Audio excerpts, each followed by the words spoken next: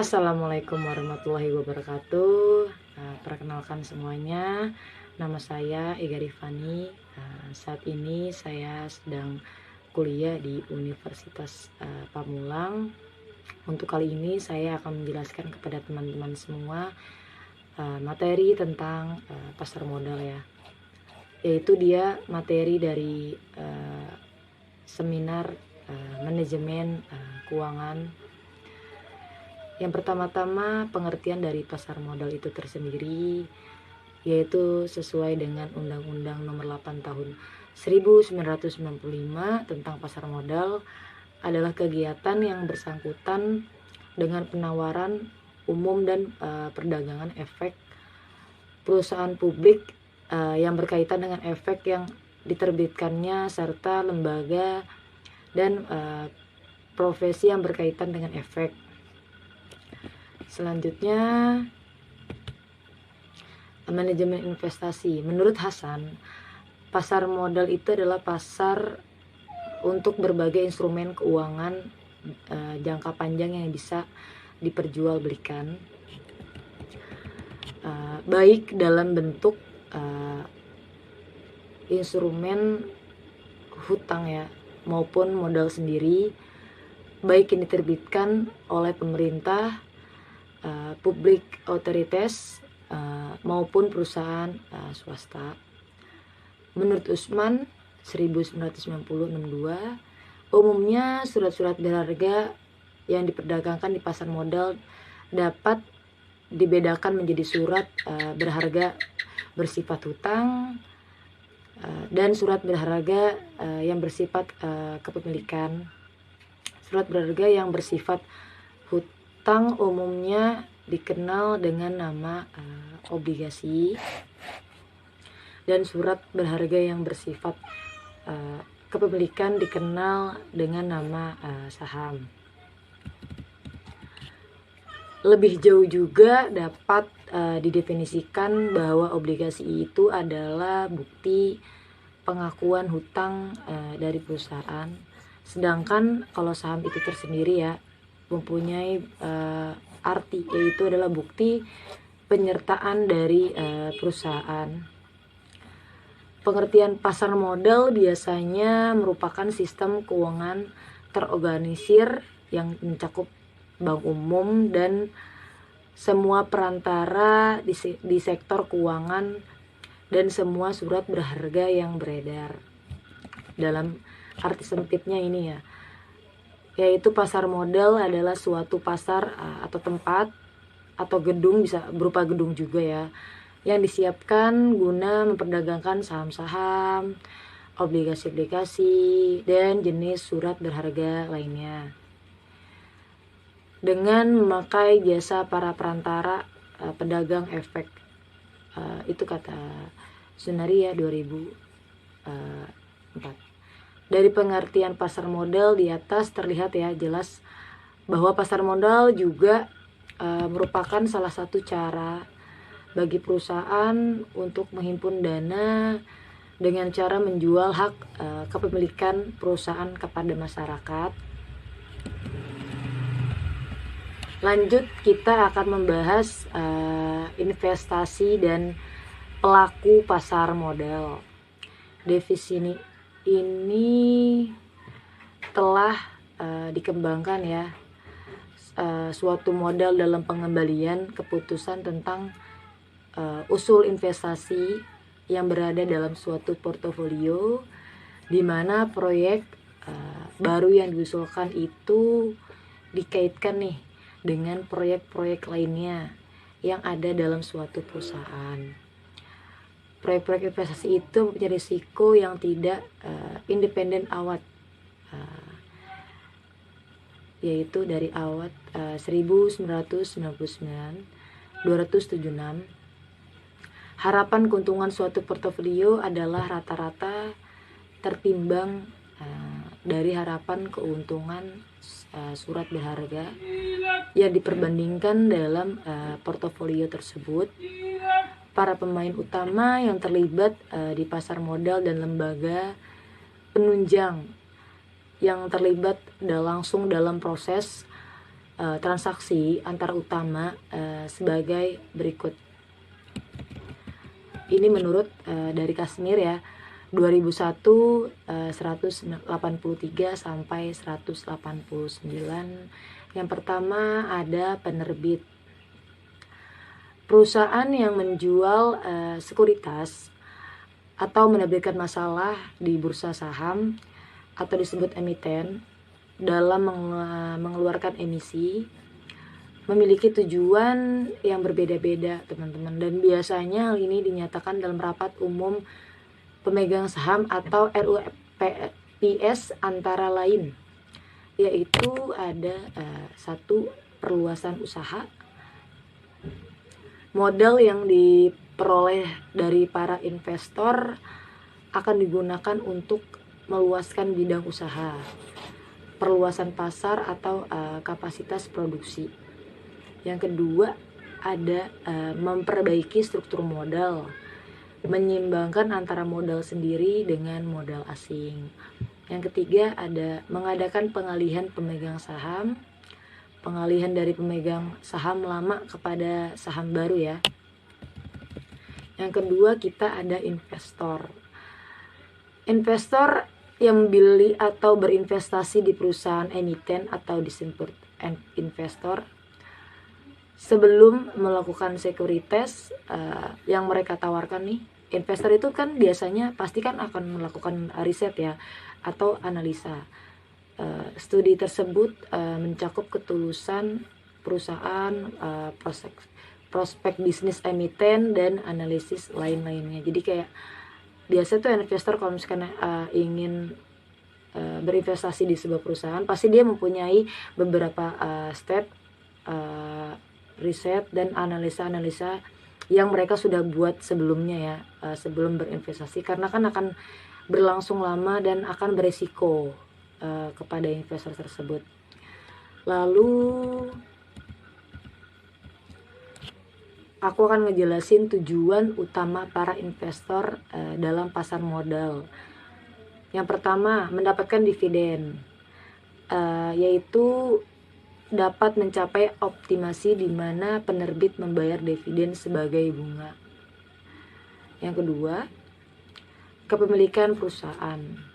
Semakin banyak saham yang dimiliki, maka semakin besar perusahaan menguasai perusahaan tersebut ya. Yang ketiga ada perdagangan. Saham akan terus dijual saat harga sedang tinggi nih. Harapannya saham justru bisa menambah keuntungan dari jual beli sahamnya. Yang ketiga yaitu langkah-langkah dukungan peran lembaga-lembaga pendukung tersebut adalah berkontribusi dalam berfungsinya pasar modal, sehingga memudahkan baik emiten maupun investor dalam melakukan berbagai kegiatan pasar modal. Lembaga penunjang yang memegang peranan yang penting di dalam mekanisme pasar modal adalah sebagai berikut. Aku akan jelasin satu-satu ya. Yang pertama itu ada penjamin. Lembaga yang menjamin penjual saham atau obligasi untuk jangka tertentu dan dapat menghimpun dana yang diinginkan oleh penerbit. Yang kedua ada broker sekuritas. Perantara dalam jual beli sekuritas yaitu perantara antara penjual nih atau emitennya itu bisa disebut penjual juga ya, dan pembeli itu kan investor ya. Kegiatan-kegiatan dilakukan oleh broker antara lain meliputi yaitu memberikan informasi tentang emiten dan melakukan penjualan efek kepada investor. Selanjutnya ada perdagangan efek atau dealer. Berfungsi sebagai dalam perdagangan jual beli efek dan sebagai perantara dalam jual beli efek. Selanjutnya ada penanggung. Lembaga penengah antara si pemberi kepercayaan dengan si penerima kepercayaan ini. Lembaga yang dipercaya oleh investor sebelum menanamkan dananya. Selanjutnya ada wali amanat. Jasa wali amanat diperlukan sebagai wali dari si pemberi amanat nih si investor. Kegiatan wali amanat itu meliputi ya, menilai kekayaan emiten, menganalisis kemampuan emiten, melakukan pengawasan dan pengembangan emiten, memberi nasihat kepada para investor dalam hal yang berkaitan dengan emiten, memonitor pembayaran bunga dalam hal pokok obligasi, bertindak sebagai agen pembayaran. Terus selanjutnya ada perusahaan surat berharga atau security company, mengkhususkan diri dalam perdagangan surat berharga yang tercatat di bursa efek. Kegiatan perusahaan surat berharga antara lain itu sebagai perdagangan efek, pemenjamin emisi, perantara perdagangan efek, dan pengelolaan dana. Selanjutnya, perusahaan pengelola atau investment company, mengelola surat-surat berharga yang akan menguntungkan sesuatu dengan keinginan investor, terdiri dari dua, yaitu sebagai pengelola dana dan penyimpanan dana. Next, ada kantor administrasi efek. Kantor yang membantu para emit ini maupun investor dalam rangka memperlancarkan administrasinya, membantu emit dalam rangka emisi, melaksanakan kegiatan menyimpan dan mengalihkan hak atas saham para investor, membantu menyusun daftar pemegang saham, koresponden emiten kepada para pemegang saham, membuat laporan-laporan yang diperlukan. Terus di sini selanjutnya saya akan menjelaskan ya. Pasar modal itu dibedakan menjadi dua. Yang pertama ada pasar perdana dan pasar sekunder. Di sini saya akan menjelaskan yang pertama dulu, pasar perdana atau primary market. Pasar perdana merupakan penerbitan saham pertama kepada emiten selama periode yang ditentukan oleh emit sebelum saham tersebut diperdagangkan di pasar sekunder. Biasanya dalam waktu minimal 6 hari kerja ya. Harga saham di pasar utama ditentukan oleh perusahaan asuransi dan perusahaan publik berdasarkan analisis fundamental perusahaan tersebut. Terus yang kedua ada pasar sekunder atau bisa disebut juga dengan secondary market. Pasar sekunder itu tersendiri mempunyai arti yaitu jual beli saham antar investor. Ketika periode pasar saham telah berlalu di pasar utama nih dalam waktu 90 hari sejak diterbitkannya izin penerbitan, efek harus dicatatkan di bursa. Di pasar sekunder, investor dapat membeli dan menjual sekuritas kapan saja, teman-teman. Meskipun keuntungan dari pertukaran biasa, bursa efek reguler adalah bursa efek resmi seperti Bursa Efek Jakarta atau BIJ dan Bursa Efek Surabaya atau BIS. Terus selanjutnya ada bursa paralel. Perusahaan pasar sekunder adalah tempat berkumpulnya investor, institusi, dan individu. Harga untuk pasar-pasar sekunder bervariasi sesuai dengan ekspektasi pasar. Pihak yang berwenang adalah perantara, ada biaya penjualan, dan juga pembelian. Pemesanan dilakukan melalui anggota bursa jangka waktu tidak terbatas nih teman-teman. Tempat terjadinya pasar sekunder yaitu ada dua. Fungsi pasar modal, tempat bertemunya pihak yang memiliki dana lebih atau lender dengan pihak yang membutuhkan dana jangka panjang atau peminjam. Pasar modal memiliki dua fungsi yaitu ekonomi dan satunya keuangan. Dalam suatu perekonomian, pasar modal menyediakan sarana untuk mentransfer dana dari pemberi pinjaman ke si peminjam nih. Dengan menginvestasikan dana mereka, pemberi pinjaman itu mengharapkan pengembalian atas pengiriman dana tersebut. Bagi peminjam, dana dari luar dapat digunakan nih untuk upaya pengembangan usaha tanpa menunggu dana dari hasil operasi perusahaannya.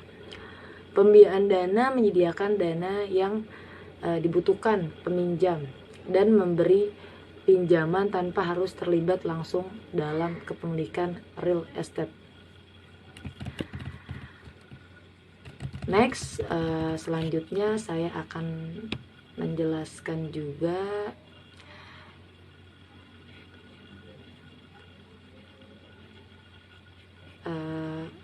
banyak materi tentang pasar modal yang mungkin saya nggak begitu jelaskan dengan jabar, dengan detail, tapi bisa saya bakal ngejelasin kepada teman-teman semua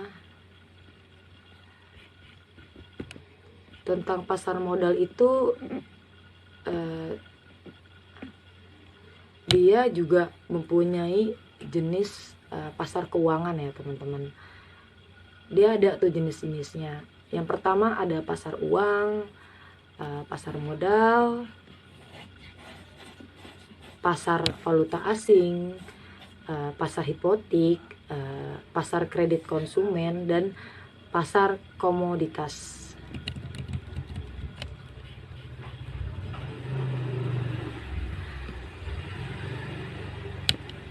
Fungsi pasar modal itu kalau misalkan dalam arti sempitnya itu adalah sebagai sarana pendanaan usaha atau sarana perusahaan emit untuk mendapatkan dana dari investor atau masyarakat ya. Fungsinya ya sebagai sarana bagi masyarakat untuk berinvestasi pada instrumen keuangan. Biasanya investor juga pasti dia memiliki tujuan-tujuan dalam membeli saham. Kan membeli saham itu kan termasuk dalam pasar modal ya. Jadi tuh investor tuh tujuannya yaitu untuk pasti salah satunya ya untuk mengembangkan asetnya yang dimiliki. Aset yang disetorkan sebagai modal atau saham bagi orang atau perusahaan akan dikembangkan atau akan diputar ya, sehingga nanti tuh nilainya bisa mengalami kenaikan. Yaitulah tujuan untuk berinvestasi ya kan, tujuannya itu salah satunya itu. Terus di sini saya akan menjelaskan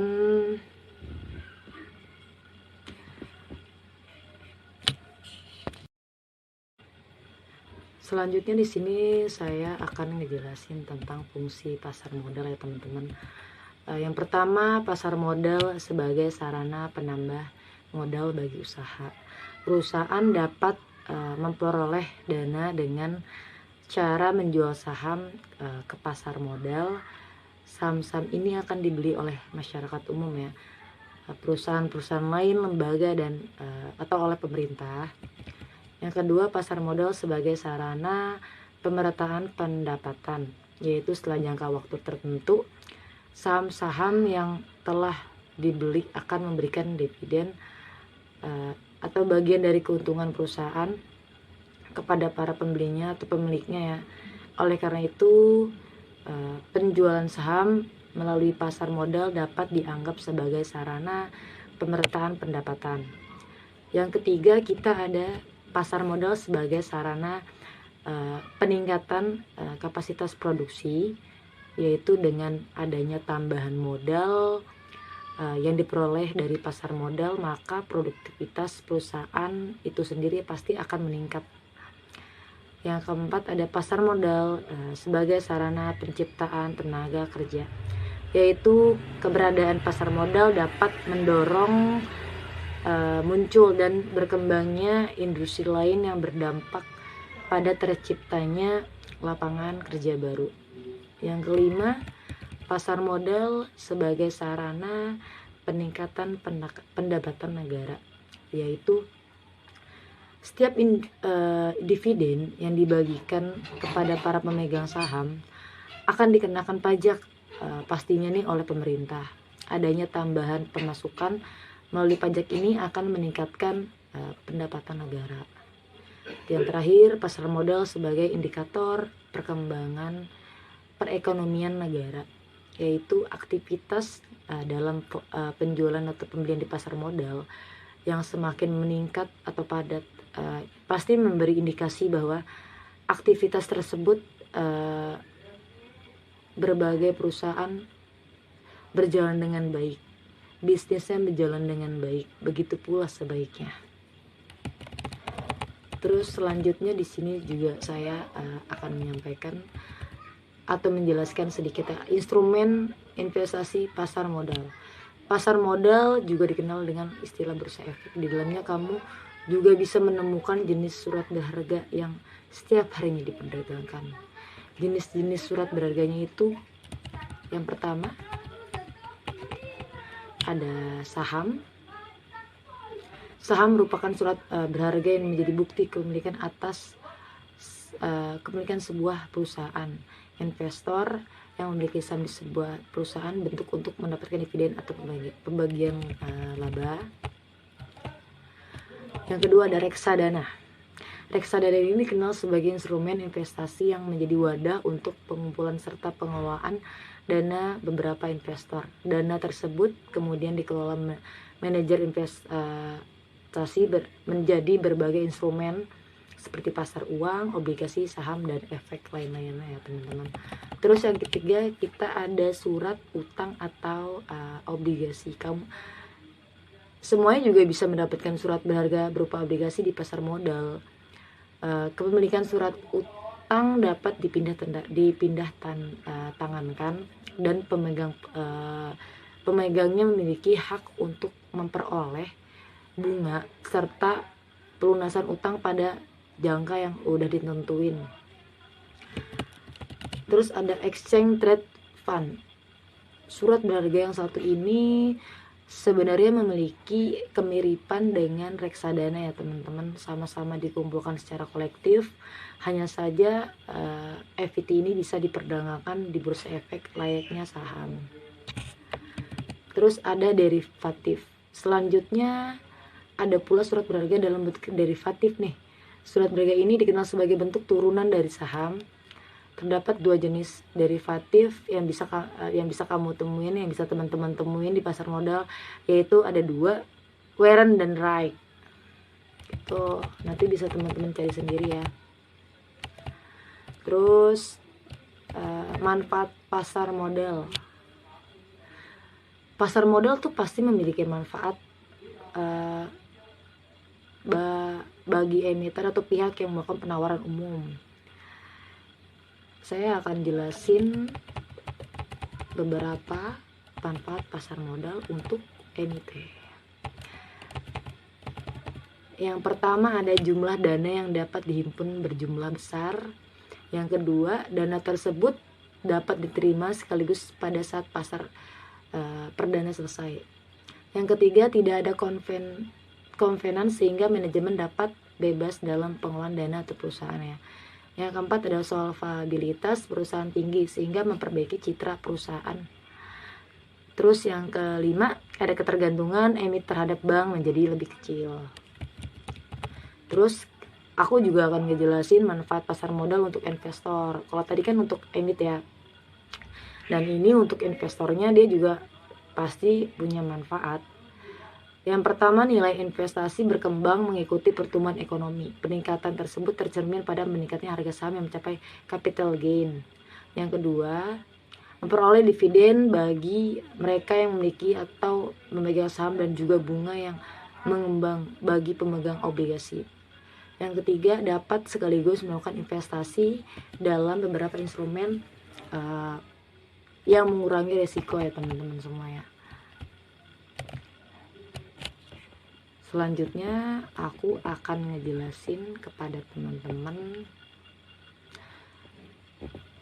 contoh dalam pasar modal itu atau investasi juga obligasi sih itu salah satu contoh produk investasi ya. Aku sih baca obligasi itu sebagai produk investasi yang menguntungkan nih. Dari yang aku kutip ya, dari aku yang baca, kalau misalkan emang teman-teman ada niat untuk melakukan investasi, mungkin bisa pakai obligasi ya sebagai produk investasi terbaik. Obligasi tidak memiliki popularitas seperti saham, seperti produk investasi, namun obligasi bisa jadi pintu masuk Anda untuk mulai berinvestasi yang dapat menambahkan penghasilan Anda semakin semasa masih produktif bekerja. Jadi itu sebagai buat penghasilan tambahan ya bagi teman-teman semua. Sebagai pengenalan, obligasi juga merupakan produk investasi yang dapat ditemukan di pasar modal. Obligasi merupakan surat pernyataan utang yang diterbitkan oleh pihak terkait, biasanya datang dari pemerintah atau korporasi, namun bisa juga diterbitkan oleh perseorangan. Obligasi sebagai produk investasi terbaik ini juga bisa diaplikasikan untuk jenis dia tuh ada jenis investasinya ya, bisa panjang dan dia juga bisa pendek, karena biasanya memiliki waktu jatuh tempo nih, mulai dari 1 hingga 10 tahun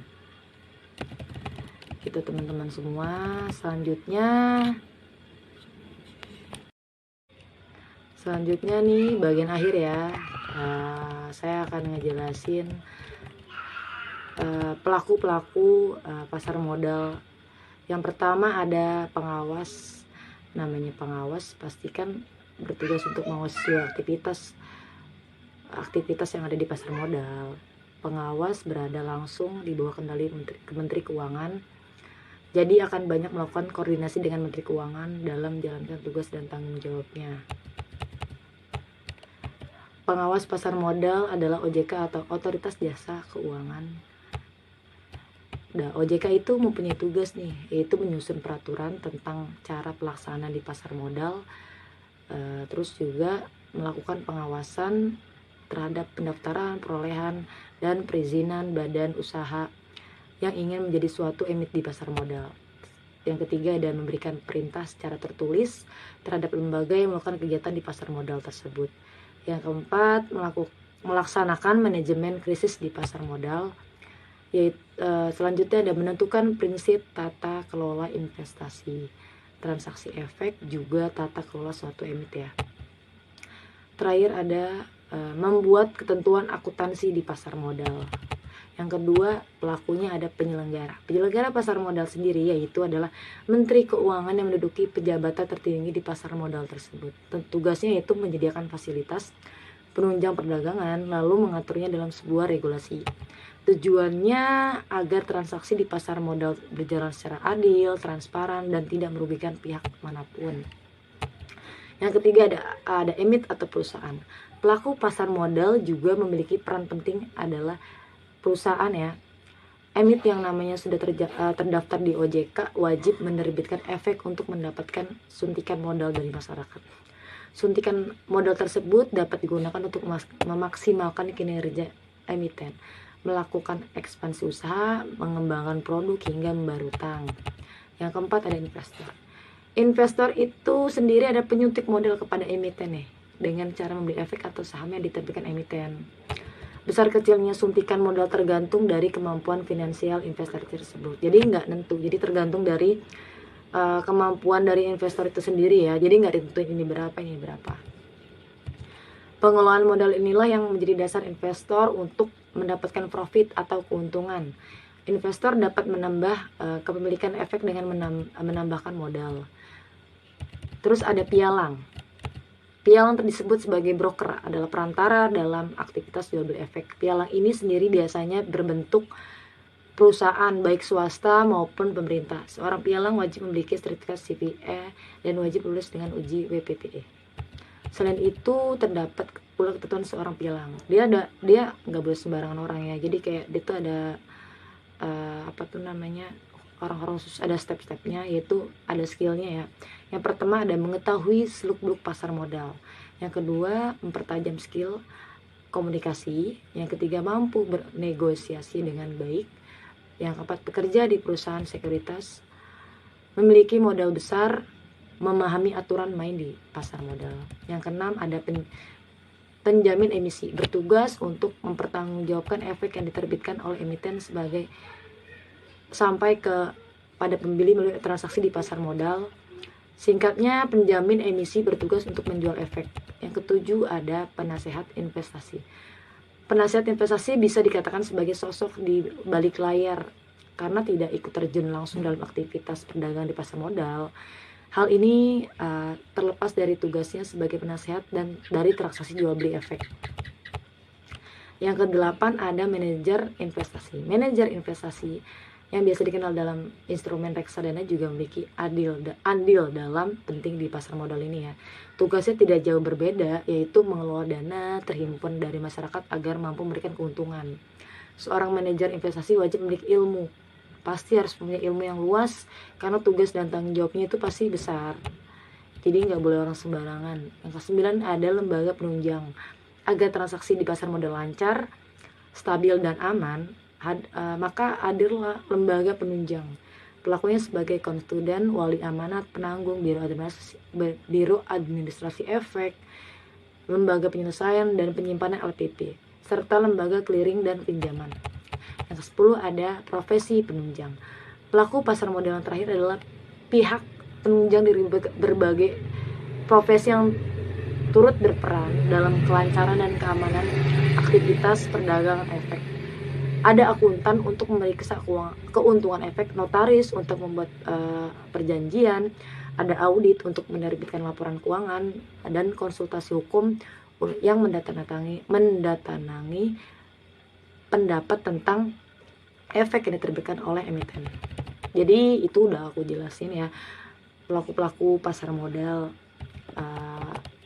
Sekian dari materi yang saya sampaikan dalam 30 menit ini. Mohon maaf bila ada kata-kata yang salah atau misalkan ada penjelasan saya yang kurang tepat atau bisa direvisi sendiri ya. Di sini juga saya masih belajar. Sekian dari saya pamit. Assalamualaikum warahmatullahi wabarakatuh. Terima kasih semuanya.